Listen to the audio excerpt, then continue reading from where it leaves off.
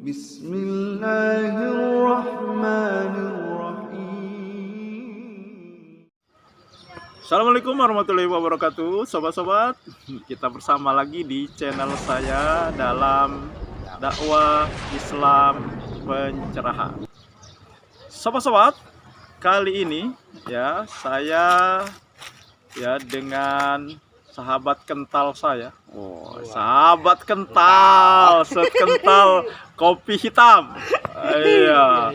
Berada di Jembatan Kuning, jembatan yang menjadi ikon kota kami, Kota Muara II, ya, Kabupaten Oku Selatan, Sumatera Selatan, sobat-sobat. Ya, kami ini Wong Kito. Wong Kito Galo. Ya.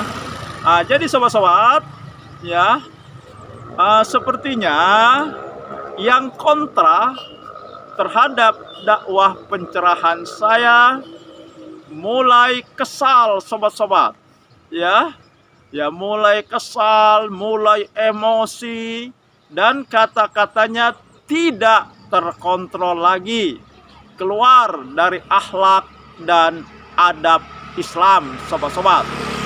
Apalagi yang namanya Al-Qudsi, sobat-sobat, yang menyebut dirinya sebagai komandan Laskar Aswaja.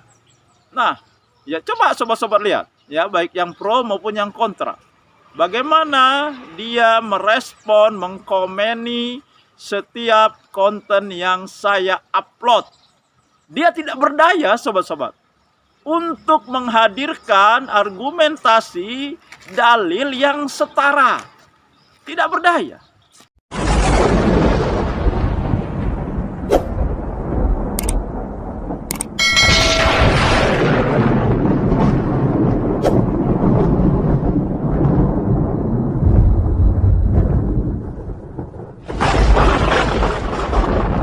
Ya, pada akhirnya seperti biasa, yang keluar dari mulut mereka adalah caci maki, sumpah serapah, mengumpat, mencela. Padahal jelas Allah mengingatkan, mengancam dengan neraka wail, dengan kecelakaan bagi pengumpat dan pencela. A'udzubillahi minasyaitonirrajim. Wailul likulli humazatil lumajah. Celaka, neraka wail bagi pengumpat dan pencela. Dan ya, kata-kata yang dilontarkannya, yang dikeluarkannya, sobat-sobat, kata-kata yang bagi orang yang punya adab, punya akhlak, apalagi dia seorang muslim, 1000 kali akan berpikir ulang mengeluarkan kata-kata yang seperti itu. Dia ya menyebutkan nama hewan ke diri saya, sobat-sobat. Hewan yang sangat ya kita hindari untuk menyebutkannya. Nah, ini sobat-sobat, saya screenshotkan bagaimana komen dia dengan bahasa Jawa, sobat-sobat. Nah, bisa lihat ya di screenshot. Apakah ini akhlak seorang muslim? Ya, silakan sobat-sobat yang menilainya. Dan ada lagi, sobat-sobat, kebanyakan dari mereka ya sering mengatakan, ya, saya ini ya pendeknya tidak waras, sobat-sobat. Ya, katanya otak kamu harus diperiksa dan segala macam. Pokok intinya saya dibilang kurang waras atau kasarnya gila, sobat-sobat. Nah, sobat-sobat ingat, Rasulullah ketika memulai berdakwahnya juga ya dilontarkan kata-kata seperti itu kepada beliau. Ya, beliau dikatakan gila, majnun. Ya. Nah, jadi inilah sunatullah itu tidak pernah berubah. Apa yang ditetapkan Allah tidak pernah berubah. Kalau Rasulullah mendakwahkan tauhid, mendakwahkan kebenaran Islam, mendapat cercaan, mendapat cacian, mendapat celaan, bahkan sampai dikatakan gila, maka itu juga yang akan terjadi kepada penerus perjuangan dakwah beliau. Benar tidak Pak Gus? Benar sekali ya. Itu artinya ya, bagaimana sobat-sobat? Siapakah di antara saya dan mereka yang kontra yang benar? Apakah mereka yang benar atau saya yang benar? Ya. Nah, Nabi Muhammad dibilang gila. Iya kan? Tapi pada akhirnya kita bisa melihat siapa yang benar, siapa yang salah. Ternyata yang bilang gila itu yang salah. Ya, Nabi Muhammad benar. Dakwahnya terus berkembang sampai hari ini.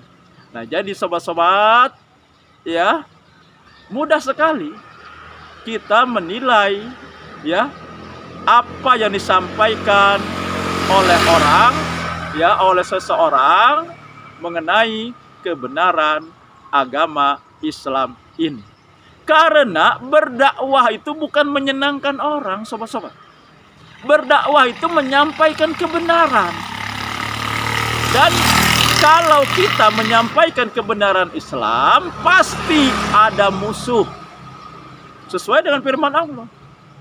Pada setiap nabi, kujadikan musuh. Ada musuh. Kurang lebih seperti itu. Saya kurang ingat ya. Cuman intinya bahwa tiap seorang nabi pasti ada musuh. Nah, kalau kita berdakwah kebenaran Islam, pasti ada musuh. Karena dakwah itu bukan menyenangkan hati orang. Tapi kalau kita berdakwah, orang tertawa, orang senang, berarti kita tidak berdakwah. Ya, bagaimana dengan Nabi Muhammad? Ketika mulai berdakwah, goncang Mekah itu. Ya, bahkan pertalian kekerabatan dan kekeluargaan menjadi tercerai-berai karena berbeda keyakinan. Nah, jadi dakwah itu seperti itu.